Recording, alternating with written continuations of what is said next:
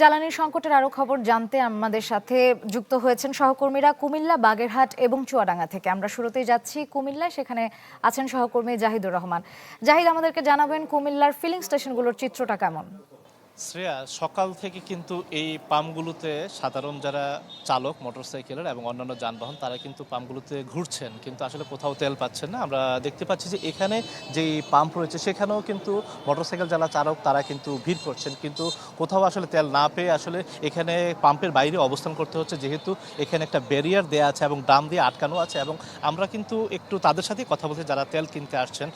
আসলে এখানে কি আপনারা কেমন সময় ভোগান্তি হচ্ছে এবং তেল পাচ্ছেন? আমরা অনেকক্ষণ যাবৎ এখানে ওয়েট করতেছি তেলের যাবৎ, কিন্তু তেল দিচ্ছে না। আমরা ঘন্টার পর ঘন্টা বসে আছি এখানে, কিন্তু তেল আমরা পাচ্ছি না, যার জন্য আমরা গাড়ি চালাতে পারছি না। সবাই আমরা খুব ভোগান্তিতে পোয়াচ্ছি এই তেলের জন্য।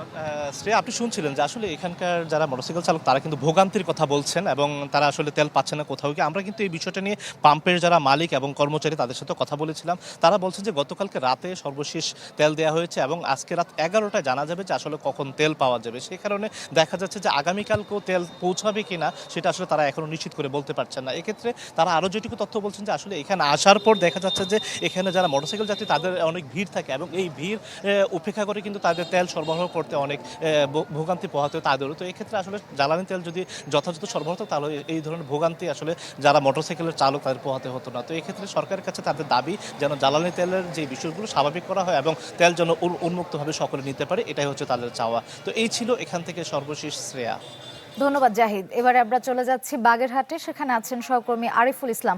আরিফ, আমাদেরকে জানাবেন বাগেরহাটের চিত্রটা কেমন, গ্রাহকরা প্রয়োজনীয় জ্বালানি তেল পাচ্ছেন কিনা? শ্রেয়া, দাঁড়িয়ে আছি বাগেরহাট শহরতলির যে খানজাহান আলী পেট্রোল পাম্প, সেখানে আপনি যেমনটি বলছিলেন যে সারা বাংলাদেশের মতো বাগেরহাটে কিন্তু আসলে সংকট চলছে। তারপরেও প্রয়োজনের তুলনায় কম তেল দেওয়া হলেও প্রতিদিন 4,500 থেকে 5,000 লিটার অকটেন এবং পেট্রোল কিন্তু এখানে পাম্প মালিক কর্তৃপক্ষ তারা কিন্তু আসলে আমরা দেখছি দিচ্ছে। কিন্তু আজকেও দুপুর পর্যন্ত 4,500 লিটার পেট্রোল কিন্তু দেওয়া হয়েছে। এখন তেল দেওয়া বন্ধ রয়েছে। আমরা যেটা জানতে পেরেছি যে যেদিন তেল দেওয়া হয় আনা হয় পাম্প ডিপো থেকে, তার পরের দিন কিন্তু আসলে তেল দেওয়া হয়। গতকালকে যে তেলটা আনা হয়েছে 4,500 লিটার পেট্রোল, সেটা আজকে দেওয়া হয়েছে। এবং আজ যেহেতু শুক্রবার, পেট্রোলের যে ডিপো আছে সেটা বন্ধ, এজন্য আজকে যেহেতু তেল আনতে পারবে না সেহেতু আগামীকালকে কিন্তু তেল দিতে পারবে না এখানে কর্তৃপক্ষ, তারা যেটা জানিয়েছে। তো আগামীকালকে তেল আনার পরে তার একদিন পরে অর্থাৎ রবিবার কিন্তু সেই তেল দেওয়া হবে বলে তারা জানিয়েছে। তো সেক্ষেত্রে আপনি বলেন চাহিদার তুলনায় কম হয়, কখনো কখনো আসলে বাক বিতণ্ডতা দেখা যায় যে তেল কম পাচ্ছে, আবার কেউ লাইন ওভারটেক করে তেল নিচ্ছে, আবার একাধিকবার তেল নিচ্ছে। এভাবে কিন্তু একের পর এক এখানে বিশৃঙ্খলা সৃষ্টি হচ্ছে। তো সেক্ষেত্রে তেল প্রতিনিয়ত দিচ্ছে উপজেলাগুলো ছাড়া বাগেরহাট শহরের বিভিন্ন পাম্পে কিন্তু তেল 4,000, 4,500, 5,000 লিটার কিন্তু প্রতিদিনই দিচ্ছে। এই ছিল আপাতত সর্বশেষ খবর। ধন্যবাদ আরিফ। এবার আমরা চলে যাচ্ছি সহকর্মী রেজাউল করিম লিটনের কাছে, তিনি আছেন চুয়াডাঙ্গায়। লিটন, আমাদেরকে জানাবেন সেখানে ফুয়েল কার্ডের ব্যবহার কেমন দেখছেন এবং এতে করে জ্বালানি সংকট কিছুটা কমেছে কিনা? শ্রেয়া, আমি আজকে চুয়াডাঙ্গা জেলার 3টি উপজেলা ঘুরেছি, দামোহদা সদর, এবং এখন আমি আছি চুয়াডাঙ্গার আলমডাঙ্গা উপজেলার একটি পেট্রোল পাম্প অর্থাৎ ফিলিং স্টেশনে, একটি উত্তরা ফিলিং স্টেশন। তো ব্যাপারটা এরকম শ্রেয়া যে তেল নিয়ে তেলেসমাতি কিন্তু এই জেলায় চলছেই। আর ফুয়েল কার্ডের যে ব্যাপারটি আপনি জানেন, তেলের এই শৃঙ্খলার জন্য, তেল বিক্রিতে, তেল মজুদে এবং তেল বিতরণের শৃঙ্খলার জন্য চুয়াডাঙ্গা জেলা প্রশাসনের পক্ষ থেকে একটি কমিটি করা হয় এবং সেই কমিটি তারা ফুয়েল কার্ড এই জেলায় প্রায় 50,000 মানুষের মধ্যে ফুয়েল কার্ড করে দিয়েছেন এবং সেটি আজ থেকে কার্যকর হচ্ছে।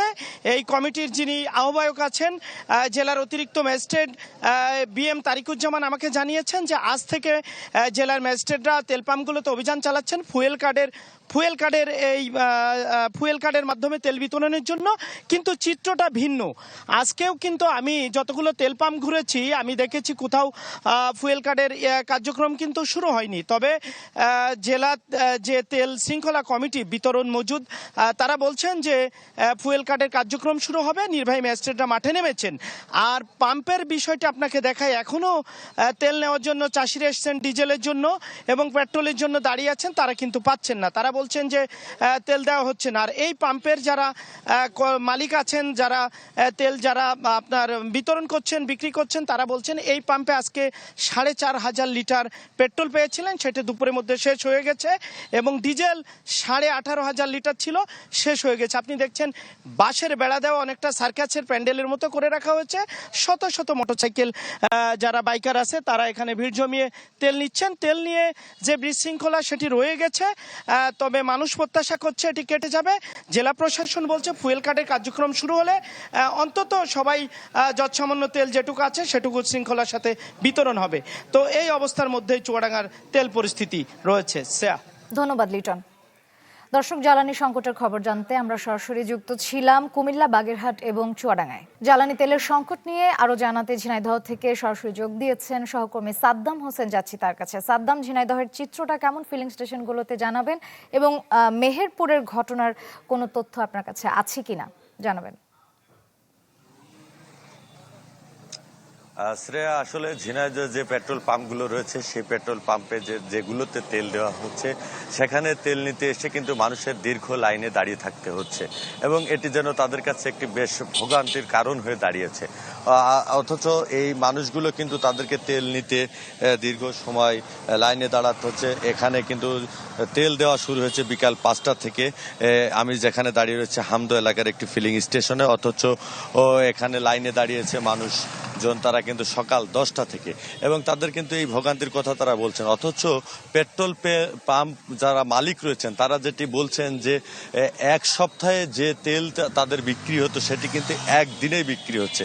তাহলে এখানে যে তেল সংকটের যে অভিযোগ করা হচ্ছে সেক্ষেত্রে কিন্তু মানুষের অসচেতনতা এবং কিছু অনিয়মকারী রয়েছে, যাদের ফলেই কিন্তু এই ঘটনাটা সৃষ্টি হচ্ছে। কারণ অনেকেই যতটুকু তেলের প্রয়োজন তার থেকে বেশি তেল নিচ্ছেন, এবং আবার অনেকেই সেটি কিন্তু বোতলজাত করে রাখছেন, ফলে কিন্তু এই সংকটটা দেখা দিয়েছে। এছাড়া আজকে কিন্তু একটি পাম্পে এই তেল নেওয়ার সময় কিন্তু একটি মোটরসাইকেল অগ্নিসংযোগের ঘটনা ঘটে, এবং গতকালকে এই লাইনে দাঁড়ানোকে কেন্দ্র করে ঝিনাইদহের মহেশপুর উপজেলায় কিন্তু হাতাহাতির ঘটনাও ঘটে। তো আসলে সব মিলায় মানুষের কিন্তু এই তেল নিতে এসে বেশ ভোগান্তি পোহাতে হচ্ছে, এবং পেট্রোল পাম্পগুলোতে মোটরসাইকেলে 500 টাকা এবং প্রাইভেট কারে 1000 টাকার তেল কিন্তু তারা বিক্রি করছে। তো যে ডিজেল রয়েছে, ডিজেলের কিন্তু যারা ডিজেল ক্রেতা রয়েছেন তারা এসে কিন্তু পাচ্ছেন, কিন্তু দীর্ঘ লাইনের যে জটলা বা ভোগান্তি, এতে কিন্তু মানুষের দিন শেষ হয়ে যাচ্ছে। তা এখানকার যারা সাধারণ মানুষ রয়েছেন তারা বলছেন যে সরকার যেন এটি একটি নিয়ন্ত্রণ নিয়ে আসে খুব দ্রুত সময়। তবে আগের তুলনায় কিন্তু এখন সেই ভোগান্তিটা কিছুটা হলেও কমেছে। তো আমার কাছে এখন পর্যন্ত এই ছিল। শ্রেয়া। ধন্যবাদ সাদ্দাম। দর্শক, জ্বালানি সংকটের খবর জানতে যুক্ত ছিলাম ঝিনাইদহে।